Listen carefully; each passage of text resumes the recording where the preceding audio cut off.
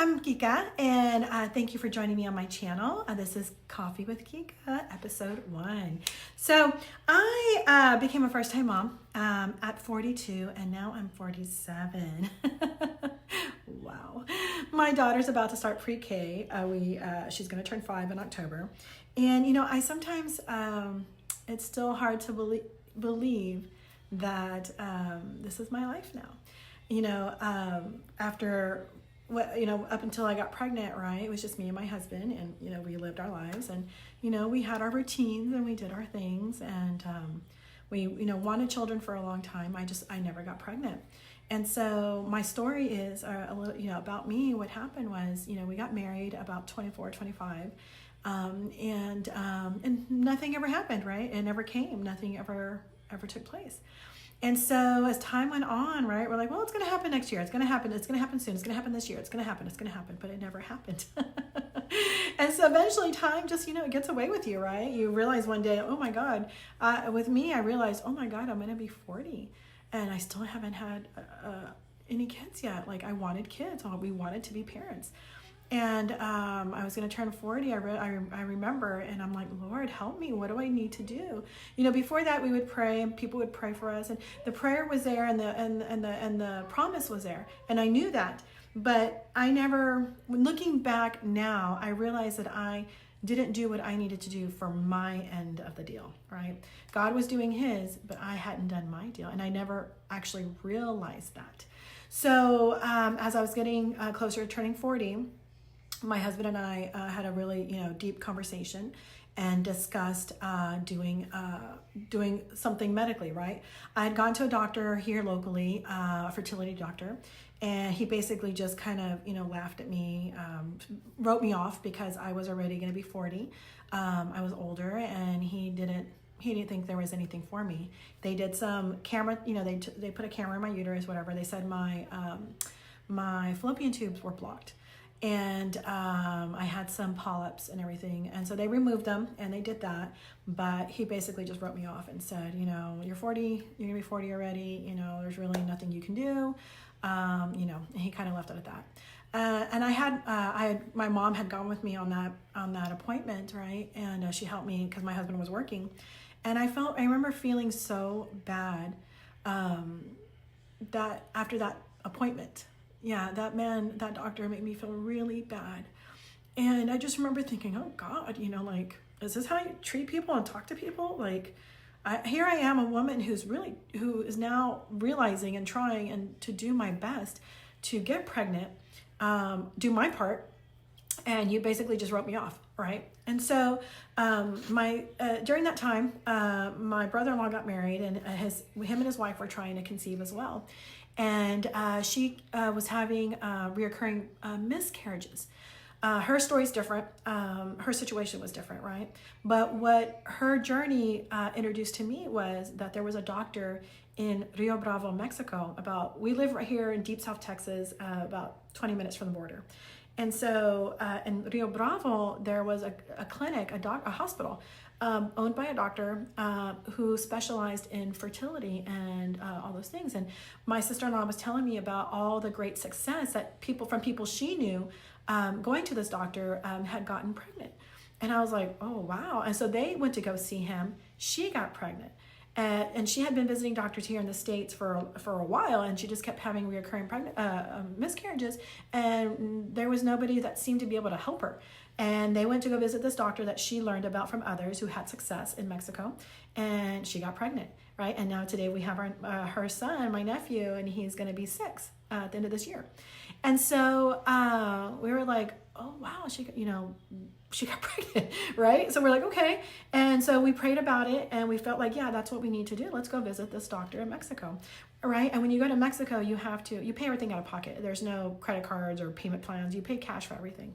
And so we ended up saving some money to prepare for that, right? We found out how much it was and what we needed to do and what was the process. So first we had to go do the consultation, the appointment. He had to do an exam, check to see what was going on.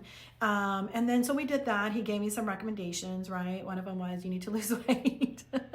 I'm like, yes, I know. I have PCOS as well. And my body's just I have diabetes, diabetes 2. And so I do face challenges with my weight.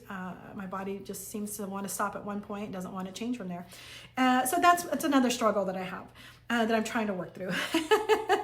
So anyways, so, we did the consultation. He taught me some stuff. He did the exam. And then we had to make appointments to come back. He put me on some medication. And then we came back and we continued appointments from there. So the plan was to do in vitro fertilization. And so we went back. They also had to put through the exams. He said that I also needed a cerclage. So I needed to get a cerclage put in because if I did get pregnant, I wouldn't be able to hold the baby and I would have miscarried. And so they had to put the cerclage in first. They had me on some treatments to produce eggs. And all that went really well. I was producing a lot of eggs, and he was really surprised, actually, because of my age. By that point, I think I was already going to be close to 41. I was at 40, 41, somewhere around there, right? And so closer to 40, I should say. Anyways, so we did the treatments. We went back. They checked my husband. We went through the whole process. He was fine. So we went back, and they were going to. They pulled eggs to do the process for the in vitro, right? So they had to pull the eggs, fertilize them, and do all that stuff. Well, the eggs that he had taken the process ended up being not viable. It didn't work. And so we got really disappointed. We were really sad, actually. And we're like, oh my gosh, we're going to have to do this again. During that time of saving money and waiting so we could do the process again, getting more eggs so he could fertilize them and get them ready for implantation, we ended up conceiving naturally during that time. Yes. Thank God. Oh my God. So we were so shocked. I found out, I didn't realize I was pregnant. I realized it because all of a sudden, I started having nausea every afternoon at work, and I would get real nauseous. And I'm not a person that gets nauseous at all, like typically ever, like unless I'm like sick or something, right? But I started noting there was these waves of nausea that was coming to me. I was like, oh my God, I was like, could I be pregnant, right? And I kept thinking, could I? So I went down to the CVS, got some tests real quick, and I was like, well, I'm just going to do it here at work because I need to know, right? I need to know what's going on. And so I took the test. I actually took like 5 or 6 of them, I think, between like several days, and they all came out positive. I was like, oh my God, right? I was so excited, and I just couldn't believe it. And thank God, whatever the doctor did in the meantime, there was something there that helped the situation, right? My tubes were blocked. I had another polyp that were covering my fallopian tubes. They had to remove that. And so, whatever it was that was done, not only that, but through my side too, my prayer for success, my prayer to God, my time spending, fighting and praying for it to be successful, also helped. And I got pregnant naturally. My daughter's right here. And so, thank the Lord. We were so ecstatic and couldn't believe it. And even after she was born, there were still times where we were just like, oh my God, I can't believe it. Like, she's here. Like, she exists. She's real. She's mine. Right? And it took us a little while. Those feelings would come. Even our parents and my in-laws would say the same thing, right? Because we waited so long. But you know what? The promise of God does not fail. His word does not return void. And I want you to be encouraged if you're a struggling lady or a couple or that is trying to get pregnant and hasn't been able to get pregnant yet. You really put all of your effort into it, right? Visit the right doctors. Spend time praying and fighting spiritually. Speak those things into existence. And let God do what he needs to, and you do what you need to. And that's what I had to learn. It took me a while to figure baby. It took me, unfortunately, a while to figure that out, right? My thoughts through time were always, oh, it will happen. It will happen. It will happen. And it never happened.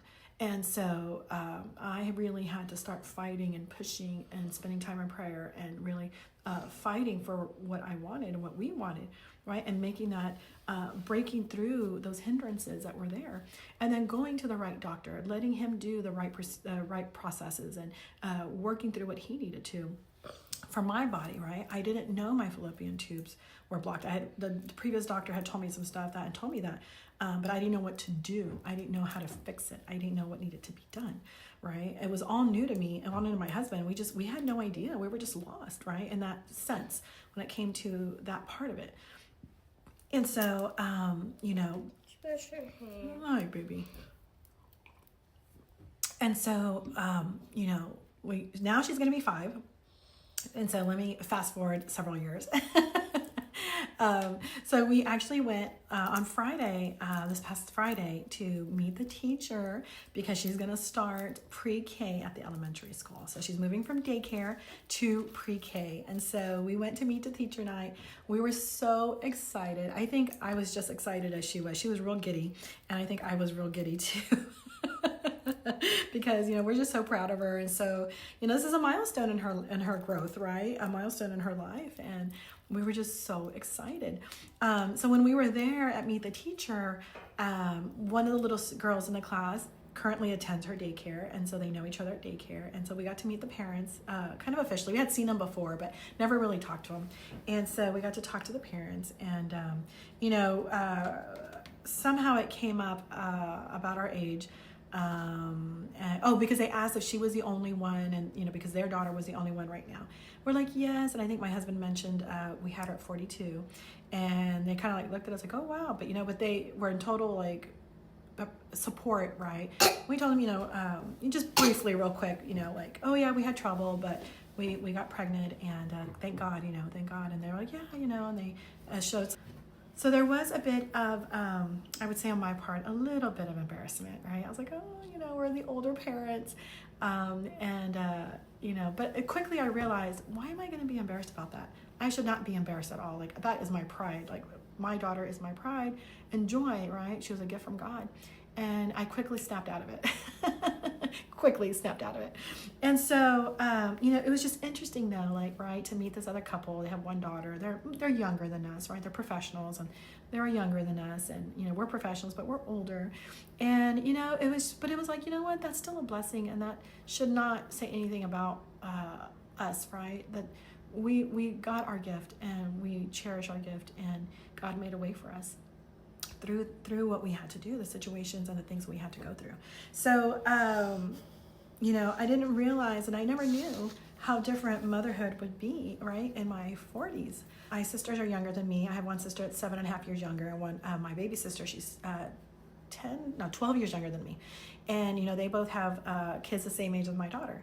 And so it's really cool, right, that they get to grow up together and be the same age group, and get to grow with each other, right? It's a blessing. So I thank God that we were able to bring our daughter, Rayma. God brought her to us, and we were able to birth her and her to come into this world. And now she has her cousins, and we feel complete, right, as a married couple, as a family. Hopefully, God willing, I can have one more. I think I still have some time. 47, I think I could still possibly do it between now and 49, right? That's my thought. I think it's possible. Not everybody would agree with me, but I definitely agree. I'd rather bring another child than not, so to speak, right? So God willing, we're praying about it, and we're seeing what we can do, and I think that is going to be something we'll see what happens. But Rayma, my daughter Rayma, she's so beautiful, and I love her so much, and I'm so proud of you, baby. I'm so proud of her. She's going to start school, and she's going to have a new teacher, and good thing is she has a little friend in her class already that she knows, so it won't be foreign to her. She's over here shaking her head. It won't be foreign to her, right? So really excited, really just thankful and grateful, and I wanted to share this with you guys, with someone that can identify or maybe is going through a situation too, right? For us ladies where, you struggle with PCOS, you struggle with weight, you struggle with infertility, you struggle with all these things. There is a way. God will make a way where there seems to be no way. And we have to do our part too. And that's the thing that I missed in the beginning, was doing my part. And so I encourage you, if you're in the same situation, keep going forward, keep praying, keep seeking medical needs, keep doing what you have to do, because it will come. Amen. And so, if it doesn't, I'll say this, right? Some people may say, well, I tried and tried and tried, and it never happened. Well, pray about alternatives. Pray about, maybe adoption might be right for you. Maybe something else might be right for you, right? Everybody has a different body, and every body works differently, right? Our chemistry in each one is, jacked, so to speak, right? We're all struggling with something at some point. And so that was my struggle. And I, for a long time did not know that was my struggle, about having blocked fallopian tubes, about having all these issues, having polyps, all those things. And, I think even now I'm still struggling in the same situation. Whatever the doctor did in Mexico helped, and it helped me get pregnant. And I had this, thank God, I think I got pregnant beforehand, before he put the cerclage in, and I want to say I had possibly 2 miscarriages. So I don't know if when he removed the polyp that made a way, because he said the polyp was blocking my fallopian tube area, and my fallopian tubes were clogged, I guess clogged is the right word.